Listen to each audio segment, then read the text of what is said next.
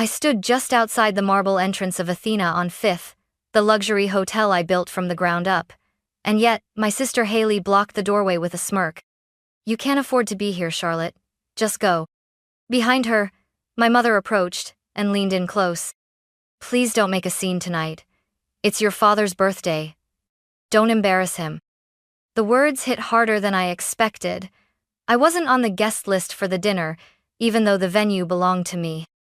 So I smiled, not because it didn't hurt, but because I knew what was coming. Seconds later, the elevator chimed. The door opened. A tall man in a navy coat stepped into the lobby, my father's boss. He glanced around, then locked eyes with me. His expression changed instantly. "Good evening, ma'am," he said with deep respect. And just like that, the room fell silent. Growing up in the Morgan household meant living in a carefully curated hierarchy. My father, George, was the unchallenged head stoic, pragmatic, the kind of man who scheduled his own birthday 6 weeks in advance and expected everyone to attend in formal attire. My mother, Linda, played her role just as dutifully, organizing everything from floral centerpieces to what jokes were acceptable at the dinner table. And then there was Haley, younger sister by 4 years, the star of the family. Haley was everything I wasn't: sparkling, social, magnetic. She danced through school with top grades and never once doubted her spotlight. She became a corporate attorney in New York before turning 30 and was the kind of daughter my parents liked to mention at church, in newsletters, even in Christmas cards. Me? I was the footnote. "Charlotte's doing something with hotels now, I think," my mom would say when asked. That was the extent of it. To them, I was the eccentric one, the quiet one who didn't follow secure paths. I didn't go to grad school. I didn't work for a big firm. I didn't marry young. I moved cities, took risks, and disappeared into the service industry like it was some kind of rebellion. But it wasn't rebellion, it was survival. It was building something that no one in my family ever bothered to ask about. They thought I worked front desk shifts or coordinated weddings. Maybe managed a mid-tier hotel at best. In truth, I'd started as a night receptionist at 19. I learned every position from housekeeping to catering. By 27, I was a silent investor in a struggling boutique hotel. By 31, I owned 3 of them. Athena on Fifth was my crown jewel, a renovated 1930s building in the heart of the city, turned into one of the most exclusive hospitality experiences in the state.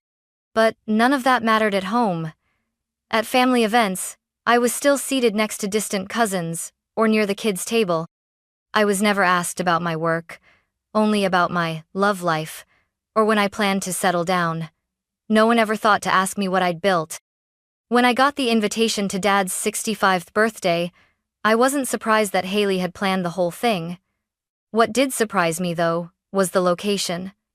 Athena on Fifth. My hotel. My space. And yet no one consulted me. I wasn't even formally invited, just tagged in a group message Haley sent, assuming I'd sit somewhere in the back and keep quiet. They chose my hotel, and still thought I didn't belong. I left home at 22 with 2 duffel bags, a second-hand laptop, and no fanfare, no tearful goodbyes, no, "We're proud of you," just a quiet breakfast, and a distracted, "Drive safe," from my dad.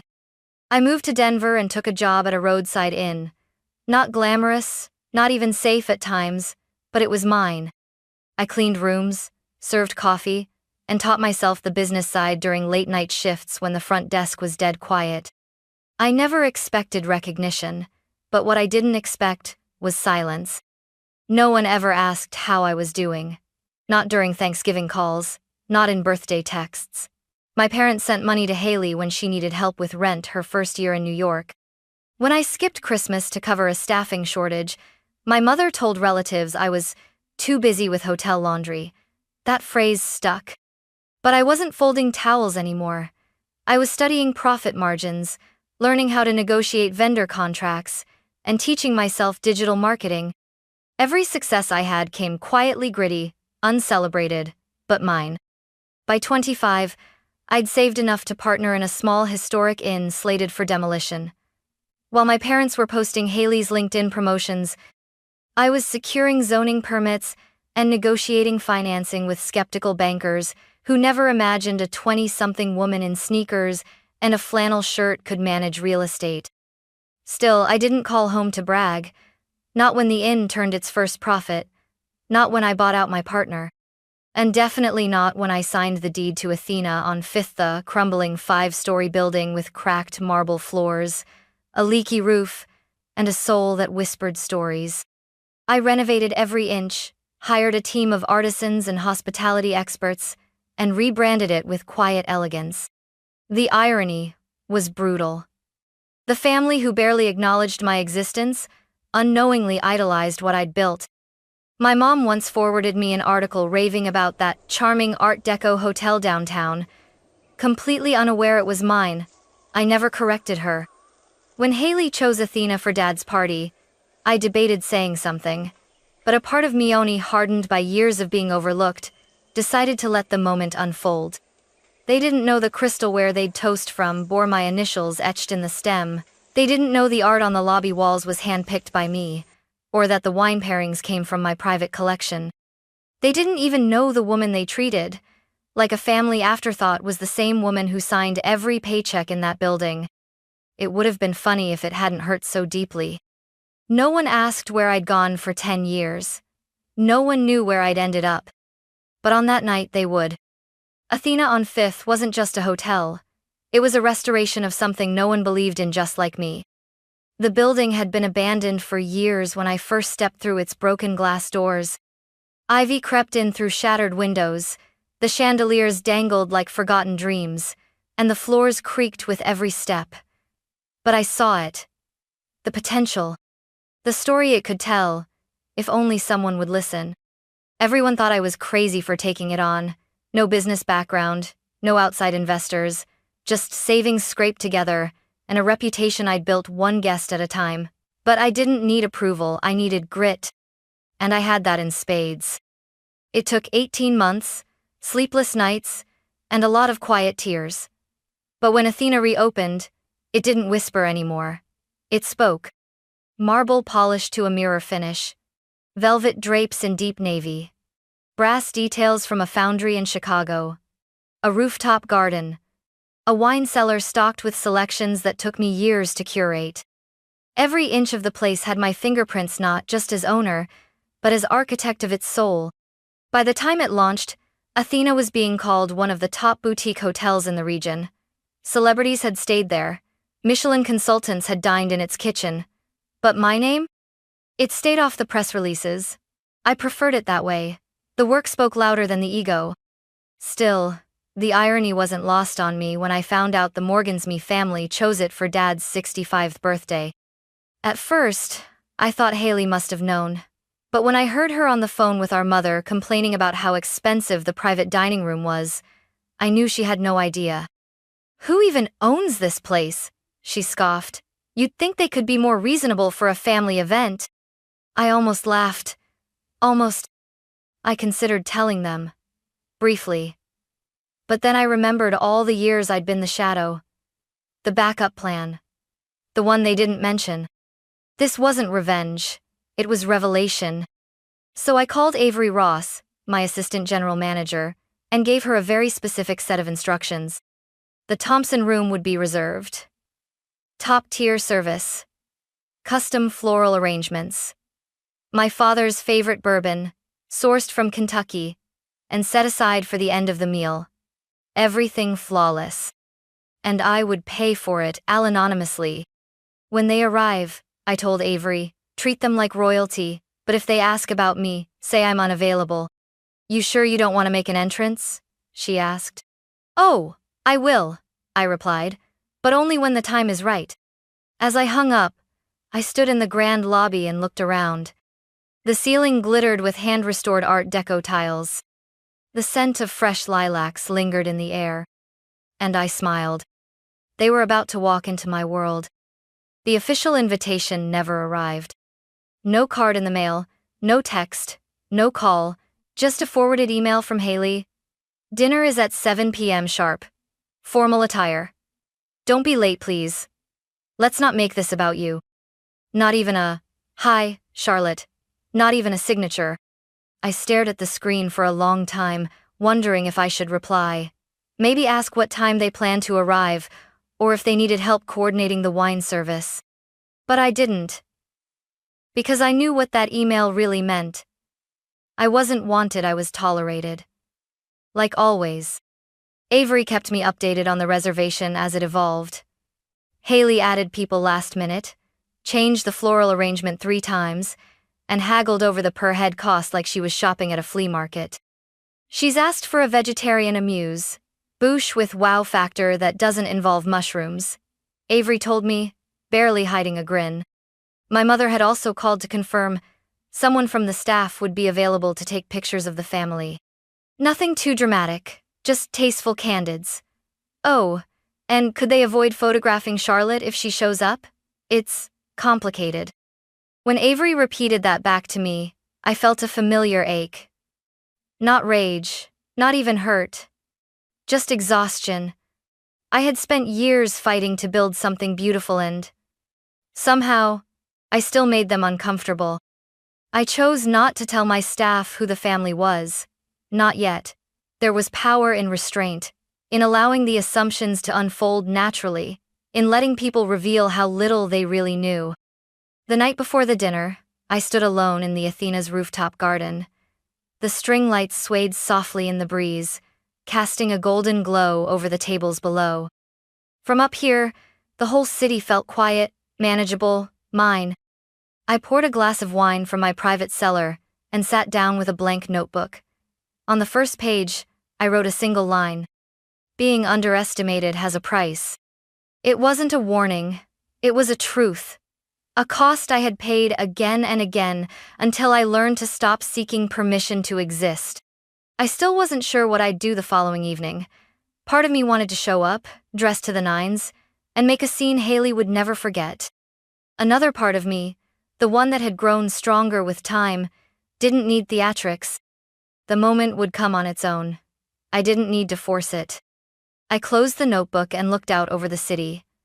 Somewhere in a sleek downtown office, my father was probably wrapping up his last meeting of the week. He had no idea the dinner tomorrow would be hosted in the lobby of the empire his daughter had quietly built. No idea that everything from the hors d'oeuvres to the champagne to the artwork on the walls was curated by the daughter he rarely called by name. And still, I was not invited. The night of the dinner, I didn't arrive through the staff entrance. I took the front steps, just like every other guest. The lobby of Athena on 5th shimmered under soft gold lighting, candlelight flickered in glass wall sconces. A string quartet played gently in the background. Guests in gowns and tailored suits milled about, glasses of champagne in hand. I'd chosen a sleek, tailored black gown with a high neckline and low back, elegant, understated, commanding. My heels clicked sharply across the marble as I approached the check-in desk, where Avery stood waiting. She gave me a discreet nod. The Morgans arrived 15 minutes ago. Your sister has already made 2 complaints about the lighting and 1 about the temperature of the wine. I smirked. Of course she has. I have Michael on standby just in case. I won't need him, I said. Unless someone tries to block the owner from entering. Avery smiled but didn't reply. I turned toward the dining wing just as Haley stepped into view, perfectly timed, as if the universe wanted to test my patience. She wore a satin emerald dress, and the same smug smile I remembered from every school play, every graduation, every birthday I dared to celebrate in her shadow. When she saw me, her expression hardened. "You're really here," she said, arms crossing. "Why wouldn't I be?" I asked calmly. "It's Dad's night, Charlotte, not yours." She glanced around, scanning for staff. "You can't just stroll in uninvited." "I'm not crashing," I said. "I'm simply entering my hotel." That made her laugh too loud, too sharp. "Your hotel? You're delusional." Then came the line that stuck with me. "Honestly, Charlotte, you can't even afford to eat here." And that's when our mother appeared, clutching her beaded clutch, like it held the last ounce of her patience. She didn't say hello. Didn't ask how I was. She just leaned in and whispered with a cold smile. Don't embarrass your father tonight. Please. We've worked so hard on this. Worked so hard. As if I hadn't spent years rebuilding the very building they now dined in. I opened my mouth to respond, but then I saw movement behind them. Father's boss, Mr. Raymond Callahan, CEO of one of the largest real estate conglomerates in the Midwest, stepped through the revolving door. Haley, oblivious, kept talking. Look, if you want, maybe I can ask one of the waitstaff if there's an extra seat near the wall. Just don't make this a thing. But Callahan was already walking past her. Past my mother. His eyes landed on me. He stopped. Miss Morgan? He said with a slight bow. I didn't expect to see you here. Haley froze. Yes, I replied evenly. It's lovely to see you, Mr. Callahan. He smiled warmly. Likewise, thank you again for hosting us in such a remarkable venue. Then, loudly enough for everyone in the lobby to hear. Good evening, ma'am. The word echoed. Polished, respectful, definitive. And just like that, the room fell silent. The word ma'am didn't just echoe, detonated. It hung in the marble air, cutting through the gentle music, slicing past the murmurs from nearby guests, and landing squarely between Haley's perfectly arched brows. My sister's mouth parted, but no sound came. Her brain was clearly scrambling, trying to reconcile two opposing truths, the woman she had just mocked and dismissed, and the one being greeted with reverence by her father's CEO. My mother, still clutching her clutch, blinked rapidly. Her smile vanished. She turned to Mr. Callahan, with a mixture of confusion and attempted poise. You know Charlotte? She asked, voice tight. Mr. Callahan smiled politely. Yes, of course. We've worked together on 2 luxury developments in Chicago and San Diego. Brilliant strategist.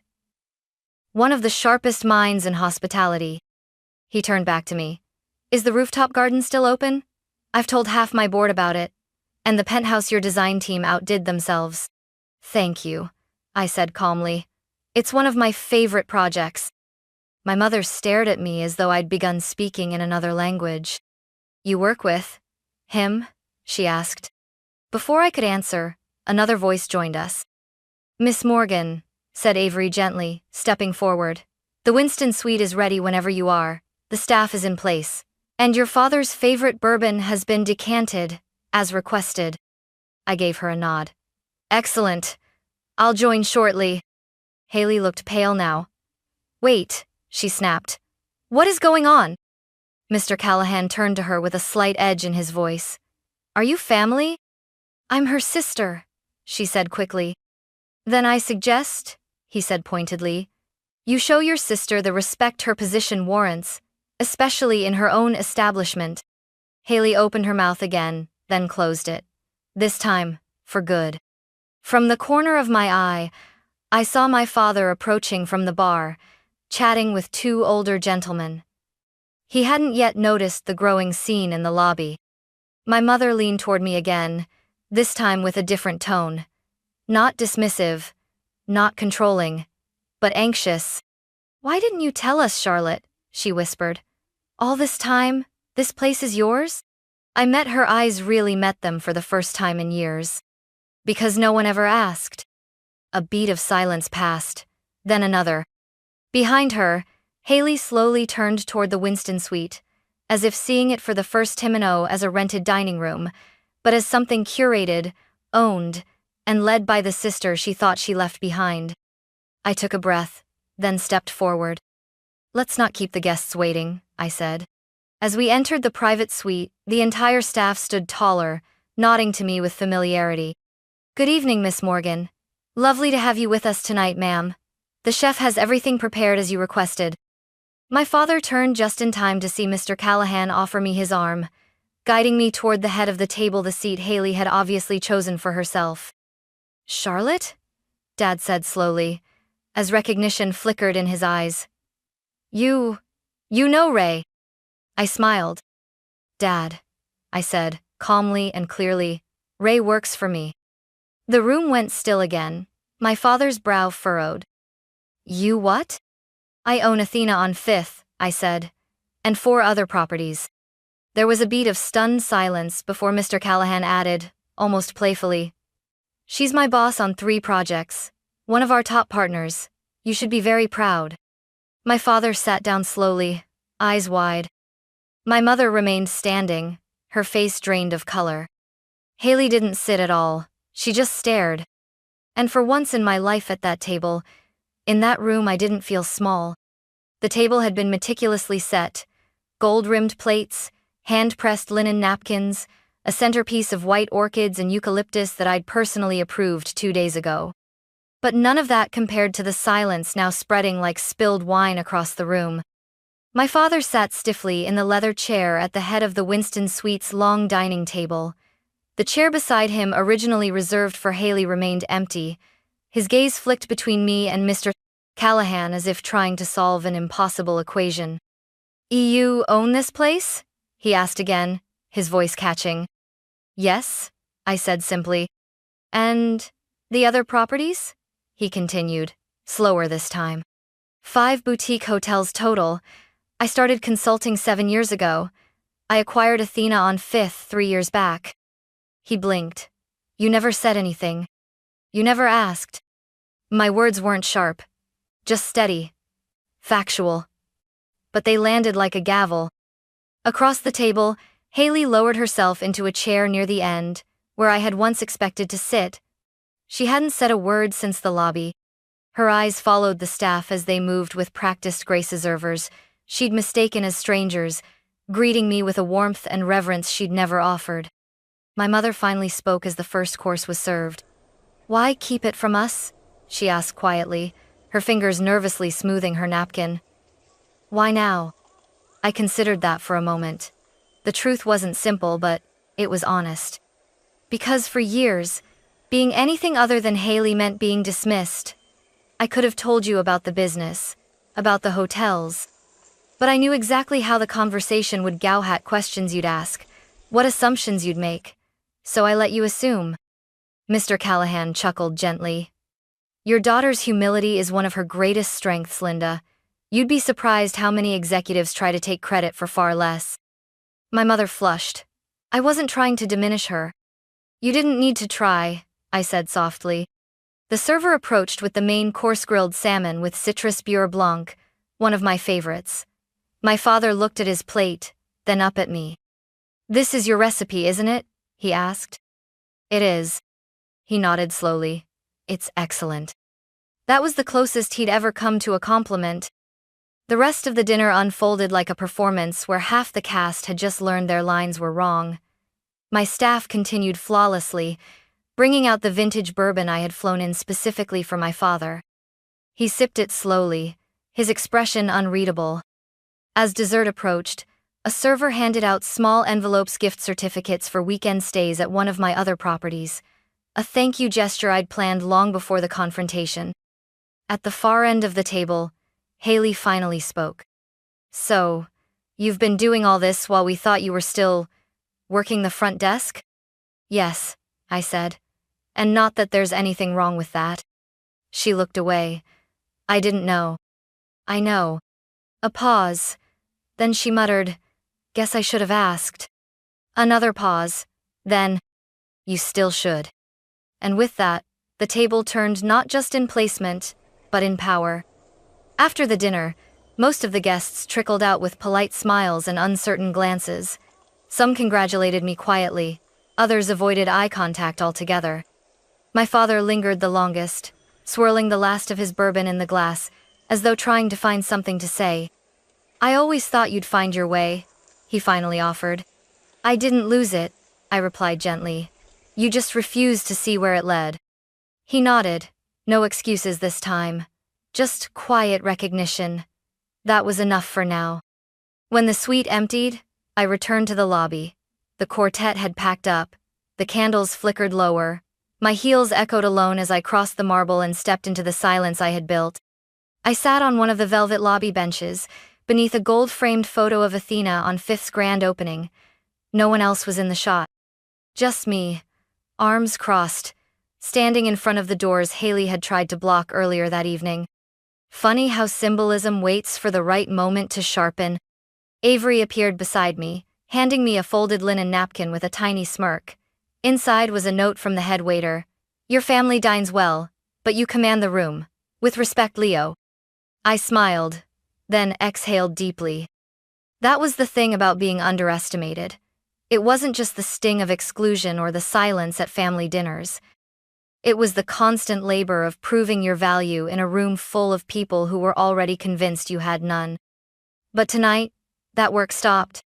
Tonight, I stopped shrinking to fit their narrative.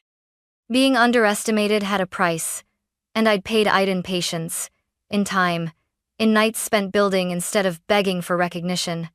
But it also bought me something more permanent: clarity.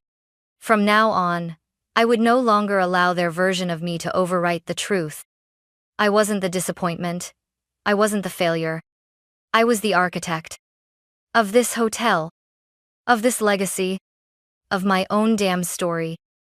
And anyone who wanted a seat at my table, family or not, would have to come with respect. Behind me, the lobby doors opened one last time. Haley stepped in alone, her heels hesitant. I stayed behind, she said, voice softer than I'd ever heard. I guess I just wanted to understand how you did all this without us. I looked at her. Because I had to. She nodded. I underestimated you. I stood slowly, meeting her eyes. I know. She hesitated. Is it too late to start asking the right questions? I paused. Then stepped aside. Let's walk.